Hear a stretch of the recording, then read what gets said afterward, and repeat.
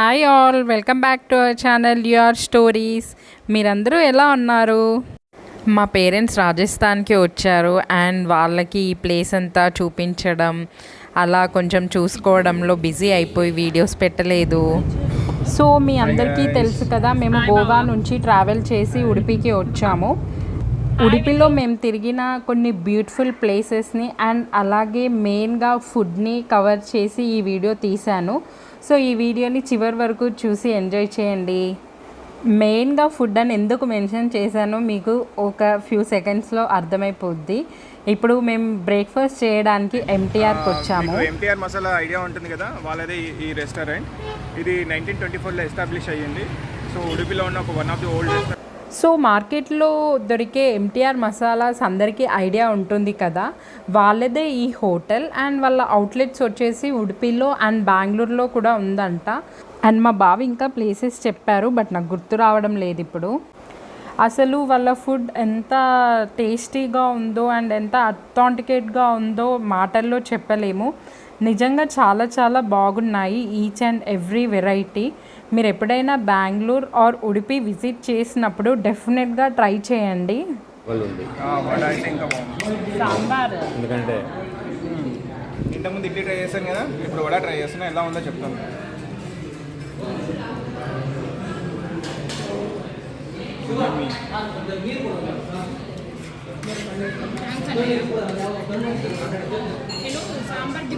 Super ఉంది. ఇంకా నేను డిస్టర్బ్ చేయకుండా నేను తినేస్తాను. నైస్. ఏంటది? రవా మసాలా సైజ్ చూసారా?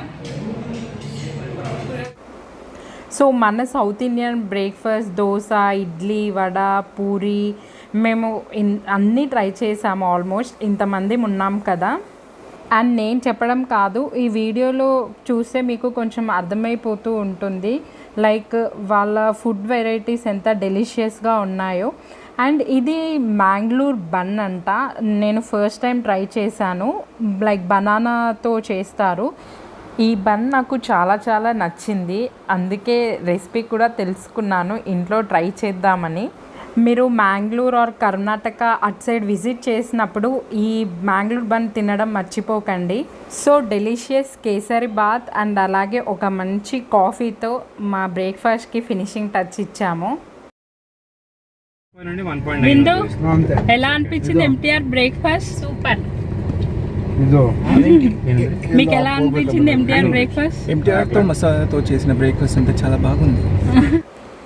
బ్రేక్ఫాస్ట్ చేసిన తర్వాత మేము శ్రీకృష్ణుడి టెంపుల్కి వచ్చాము. ఉడిపిలో ద ఫేమస్ టెంపుల్ ఇది.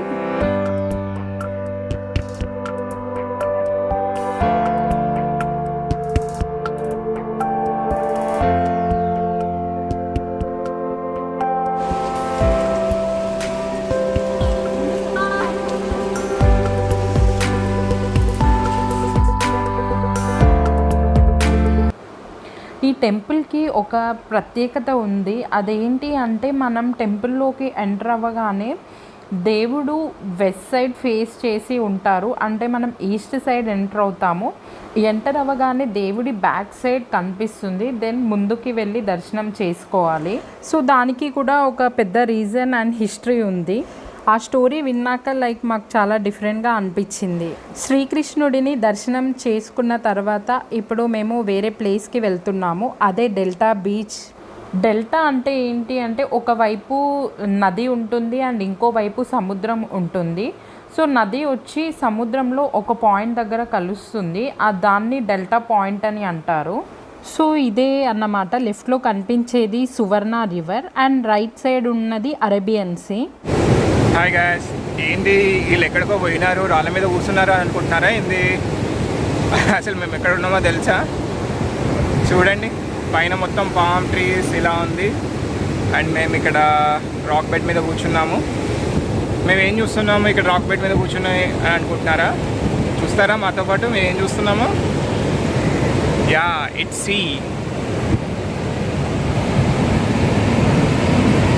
చూసారా ఎంత బాగుందో బ్యూటిఫుల్ ఈ సీ షోర్ అనేది.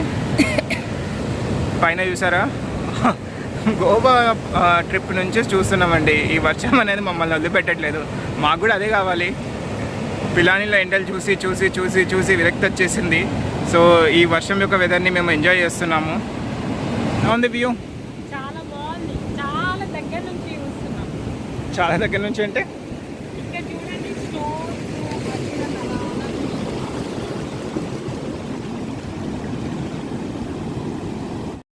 సో ఇంతకుముందు చెప్పాను కదా, లైక్ రైట్ సైడ్లో సువర్ణ రివర్ ఉంది అండ్ మధ్యలో రోడ్ ఉంది అండ్ ఇట్ సైడ్ వచ్చేసి అరేబియన్ సీ అన్నమాట.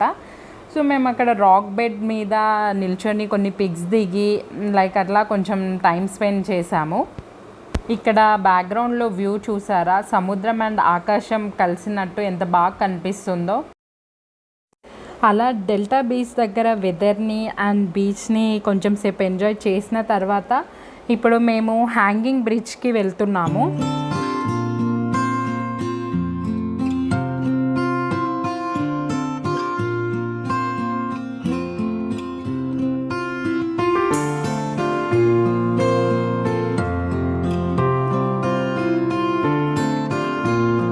జును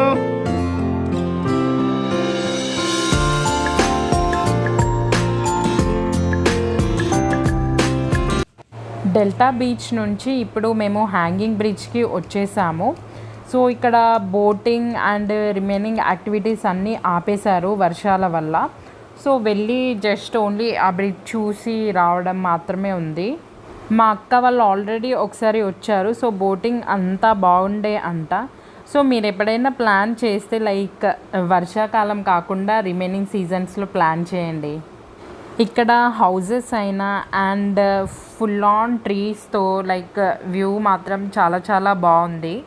మేము ఇప్పటి వరకు వెళ్ళిన ట్రిప్స్లో ద మోస్ట్ మెమరబుల్ ఈ ట్రిప్ అని చెప్పొచ్చు. ఎందుకు అంటే నేచర్ని మాత్రం చాలా చాలా ఎంజాయ్ చేసాం మేము ఈ ట్రిప్లో. కంటిన్యూస్గా రెయిన్స్ పడడం వల్ల లైక్ ట్రిప్ ఎలా అవుతుందో అని కొంచెం ఆలోచించాము. బట్ చాలా చాలా బాగా జరిగింది. బట్ మేము వాటర్ యాక్టివిటీస్ మాత్రం మిస్ అయ్యాము. బికాజ్ రెయినీ సీజన్ వల్ల ఆ యాక్టివిటీస్ అన్నీ ఆపేశారు ఆల్మోస్ట్ ఎవ్రీ ప్లేస్లో. మేము వాటర్ యాక్టివిటీస్ మిస్ అయినా ఒక క్వాలిటీ టైం అయితే స్పెండ్ చేసాము. ఈ ప్లేస్ మీకు గుర్తుందా? లైక్ ఫస్ట్ నుంచి మీరు నా వీడియోస్ కనుక ఫాలో అయితే ఇక్కడ మేము ఒక రీల్ షాట్ చేసాము. ఇఫ్ ఎవరైనా ఆ రీల్ చూడకపోతే వెళ్ళి ఒకసారి చూసేయండి. నేను లింక్ డిస్క్రిప్షన్లో ఇస్తాను.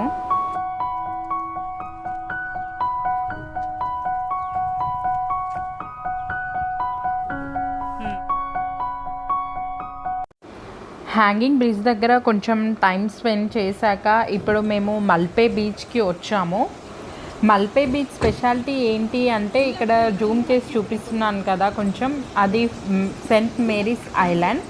సో ఫెరీలో అక్కడికి వెళ్తారు. ఫెరీ ఈజ్ నథింగ్ బట్ ఒక టైప్ ఆఫ్ బోట్.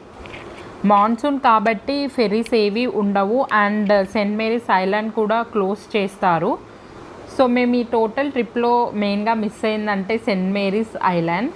సముద్రంలో ఫెరీలో ఆ ఐలాండ్కి వెళ్ళడం మాత్రం మేము మెయిన్గా మిస్ అయ్యాము. Malpe beach next center of attraction ఏంటి అంటే సీ వాక్. సీ వాక్ అంటే ఇక్కడ మీరు చూస్తున్నారు కదా, మనకి సముద్రంలో లైక్ కొంచెం డిస్టెన్స్ వరకు మనం వెళ్ళొచ్చు. సో ఇలా ఉంటుంది లైక్ వాకింగ్ ట్రాక్ మొత్తము అండ్ 2 సైడ్స్ మొత్తం సముద్రం ఉంటుంది. ఈ సీ వాక్ మొత్తం ఆల్మోస్ట్ ఒక 1 కిలోమీటర్ డిస్టెన్స్ ఉండొచ్చు. సో మనం నడుస్తూ ఆ వ్యూని ఎంజాయ్ చేయొచ్చు.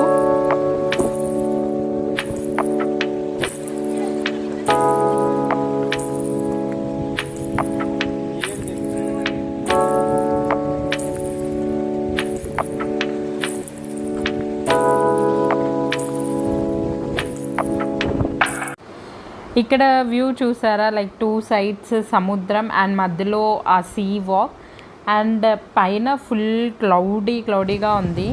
ఇక్కడ వీడియోలో క్లియర్గా కనిపిస్తుంది కదా వర్షం ఎలా పడుతుందో. అక్కడి నుంచి మెల్లిమెల్లిగా మేముండే ప్లేస్కి వస్తుంది. ఇలా నేచర్ బ్యూటీని క్యాప్చర్ చేయడం చాలా డిఫరెంట్గా అనిపించింది. ఎందుకంటే ఆల్ ద టైం మనకి ఇట్లాంటివి కనిపించవు.